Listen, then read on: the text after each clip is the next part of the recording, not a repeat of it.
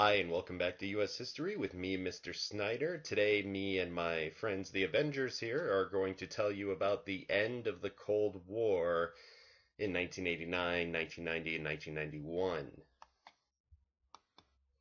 Learning targets for today are we're going to talk about Reagan's foreign policy and how he confronted the issue in the Soviet Union. We'll talk about why communism collapses in Europe and the Soviet Union, and we'll describe other foreign policy challenges that faced the U.S. in the 1980s in the Middle East and the Iran-Contra Affair.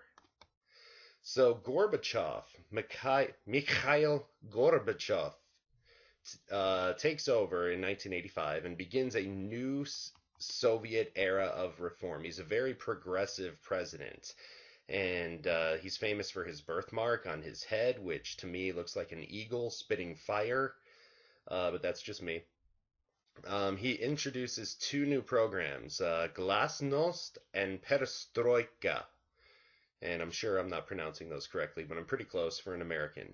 A new openness is glasnost. That's literally what it means, and it means that the Soviet citizens are going to get a lot more freedoms, and the government is not going to be as secretive as it has in the past.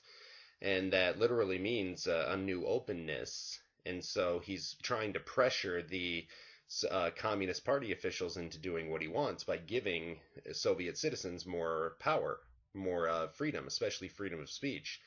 And perestroika is literally means restructuring, and it means reforming the Soviet Union's economy. So they're moving not entirely away to a capitalist economy, but they are going to move away from a complete socialist economy to help it function more efficiently.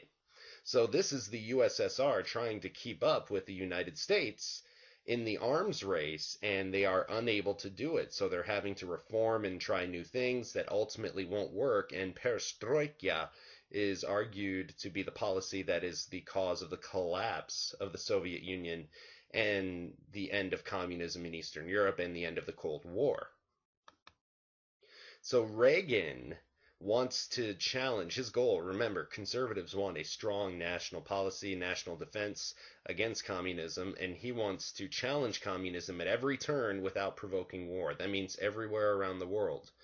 So he builds up the military by placing new nuclear missiles in our allies' countries in Europe. And he also dreams up the Strategic Defense Initiative, which means that land and space-based lasers would create sort of a protective shield over the United States that would destroy Soviet missiles before they could hit any targets. And since this was around the time of Star Wars, when Star Wars was very popular, it's dubbed the Star Wars Initiative. And some thought it was unrealistic. Reagan was really ahead of his time with this. It's a great idea, but in the 1980s they just didn't have the technology to do it. It is developed all the way into the 1990s, where it's ultimately scrapped and lumped into other government programs. But then, so pretty much it never got created, but it was a great idea. Reagan aids anti-communist rebels all over the world. We already talked about the Mujahideen in Afghanistan, or the Mujahideen are the freedom fighters who were fighting against the Soviet invasion there, and their leader is a man by the name of Osama bin Laden. The Contras in Nicaragua are a new group, and this is going to be the part of the Iran-Contra Affair, but this is a group of anti-communist counter-revolutionaries. So the new Sandinista government comes into power through a revolution because Carter pulls support from Nicaragua because of their human rights violations. And so without our support, the communist government takes over, and now the anti-communist Contras are trying to overthrow the Sandinista government. And in 1983, finally, a radical movement, a communist movement, attacks the tiny island of Grenada, which is just north of South America. And so Reagan sends U.S. troops to protect some medical students there and prevent a communist takeover of the island. So Reagan and Gorbachev actually strike up a pretty good relationship. We've seen clips of Reagan saying from 1981 to 1985, he thinks the Soviet Union is the evil empire. And when he and Gorbachev meet and Gorbachev becomes president, they actually become very, very good friends and meet 4 times for 4 different summits between 1985 and 1989. And they actually find common ground.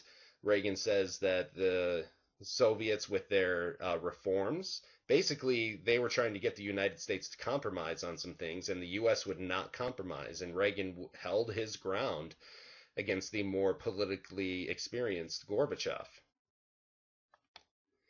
And so finally, communism ends in Europe because of perestroika, because of all this reform, because of they give more power to Soviet citizens and these citizens within the Soviet Union.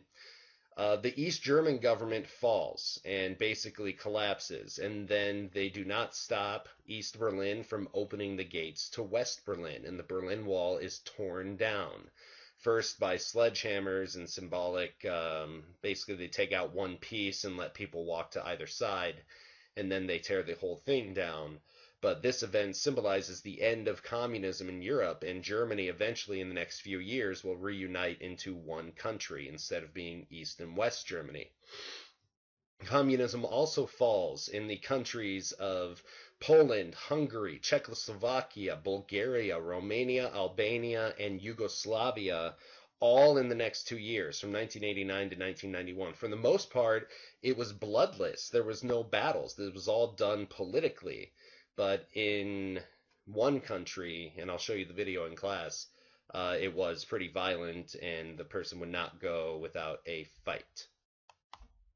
And so the Soviets, or the communists in the Soviet Union, attempt one last overthrow or coup d'etat of Gorbachev to maintain communist rule in the government, and it does not work. So the people, led by Boris Yeltsin, rally in the streets in support of Gorbachev's reforms, and finally, in 1991, the Communist Party loses power, and Gorbachev basically says, my office as president of the Soviet Union, so to speak, does not exist anymore. He gives his nuclear launching codes to Boris Yeltsin, who is now the head of Russia, and on December 26, 1991, the Soviet Union separates into 15 different republics, and Boris Yeltsin is the new leader of what's called the Russian Federation.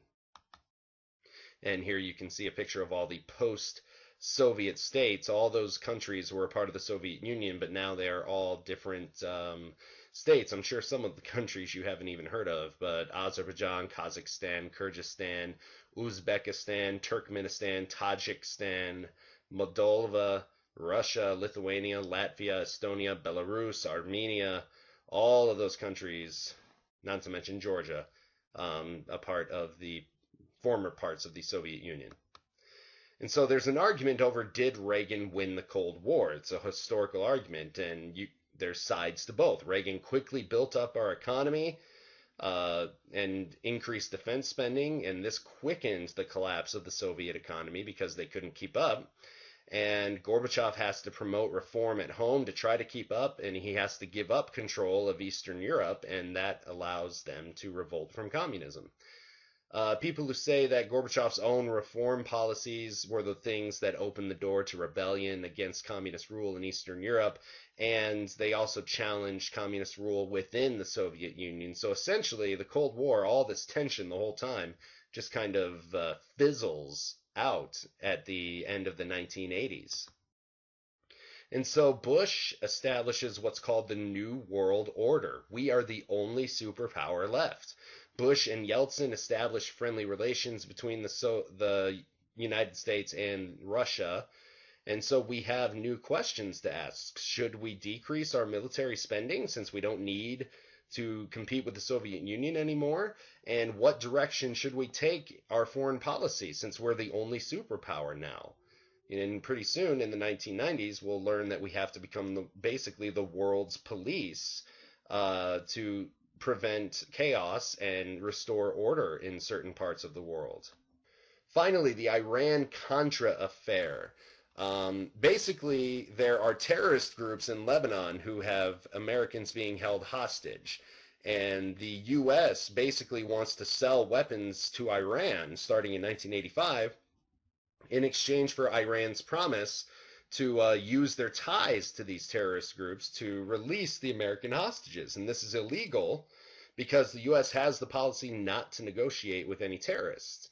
And we used that money from the arms sales to Iran to fund the Contras in Nicaragua, the anti-communist group, even though Congress prohibited funding them in 1983.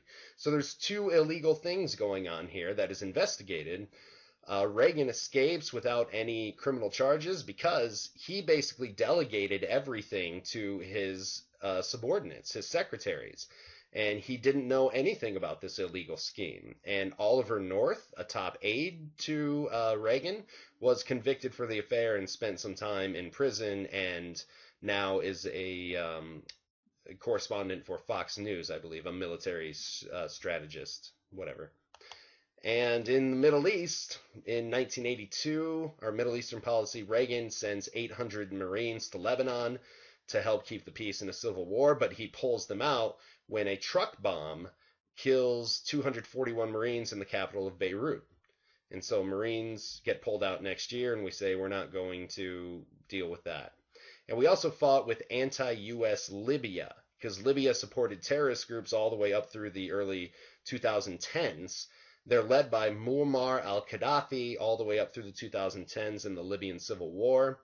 U.S. warplanes bomb Libya after an attack on a Berlin nightclub. Libya is very anti-U.S. because of our stance on terrorism, clashes with their stance on terrorism.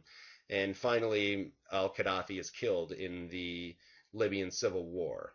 And so that is all for your learning targets today. Make sure you fill them out, and I'll see you back in class. Goodbye.